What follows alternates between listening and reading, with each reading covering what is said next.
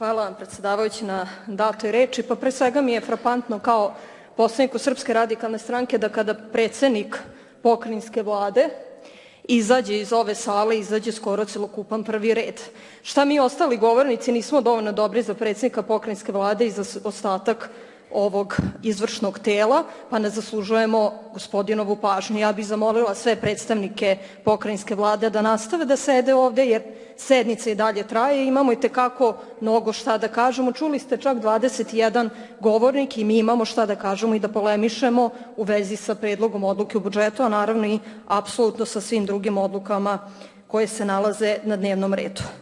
Kažete u jednom trenutku konzervativno, a sa druge strane imamo tačku koja podrazumeva uzimanje kredita u vezi sa kojim se vi predomišljate kao da menjate čarape ili kao da menjate godišnje doba, pa malo bi, pa malo ne bi. Odlučite se da li ste konzervativni, da li ste restriktivni ili ste potrošački nastrojeni i uzimate kredite onako u onom trenutku kada mu za to zaista vreme nije. Srpska radikalna stranka će naravno glasati protiv predloga ove pokrajinske odluke jer smatramo da poseduje itekako puno manjkavosti. Govorite o povećanju, govorite o 20 milijardi više u budžetu, istorijskim parametrima, pokazateljima itd. itd. A znate šta se još podiglo i povisilo u poslednjih par godina, pa i ovoj koja je evo već za par dana ili nedelje iza nas? Isto tako je inflacija pojela naše plate, pojela je naše penzije. Pored budžeta koji je narastao, narasle su i cene za osnovne životne potrebe, za egzistencijalne potrebe, narasle su kirije za stanove, o kupovini stana da ni ne govorimo, narasli su, dame i gospoda, računi za struju, za stan, za komunalije itd. itd. Ono što je bilo suštinska čovekova potreba danas postaje luksuz. Sve to lepo zvuči na papiru, tih 108 milijardi jeste nešto što zvuči impresivno, ali imajte u vidu da je to samo jedna brojka, jedna numerička oznaka, a da suština stoji iza toga šta zaista i realno možemo da učinimo sa tim novcima.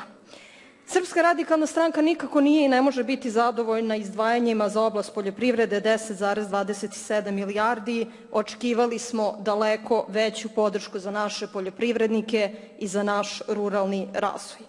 Oblast socijalne politike, čuli smo od jedne od govornica potpredsednice Skupštine kako je ovaj budžet tobože socijalno odgovoran, pa ću vas sve podsetiti zajedno da danas u situaciji kada imamo 20 više milijardi inicijalno na raspolaganju, imamo situaciju da imamo 1,4 milijarde na raspolaganju za socijalnu politiku, a da smo recimo, poređenja radi, 2018. godine u situaciji kada smo imali 73 milijarde, imali apsolutno isto 1,4 milijarde za domen socijalne politike, demografije, populacione politike, podrške vantelesnoj oplodnji i generalno pronatalitetnoj politici.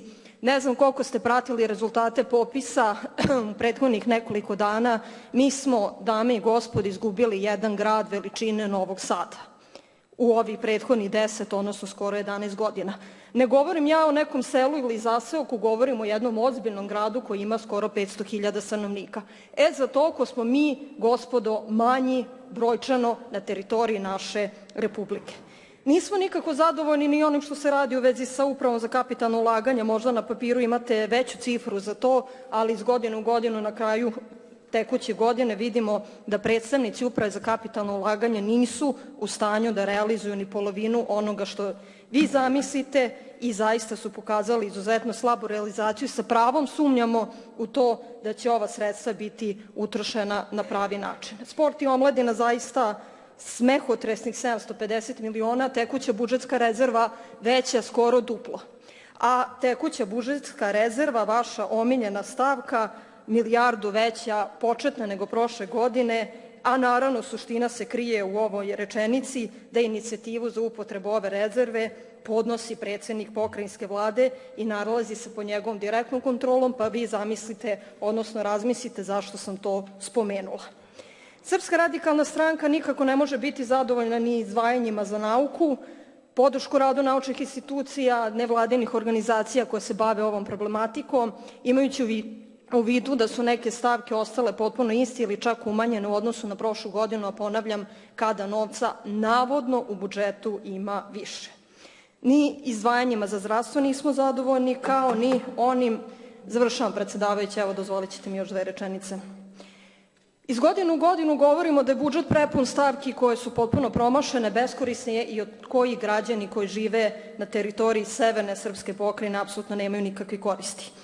Podrška randu fonda Evropski poslovi i prodavanje čisto magle, efekat minora, nepostojeći, korist apsolutno nikako, odlazi na plate zaposlenih, suština ili gro ovih sredstava.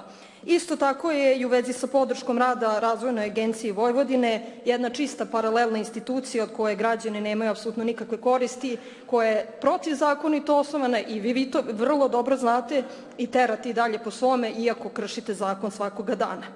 Srpska radikalna stranka smatra da moramo sagledati širu sliku kada je ovaj budžet u pitanju. Ono što stoji na papiru je jedno, ono što je život i realnost je nešto sasvim drugo, zato ćemo glasati protiv. Zahvaljujem se.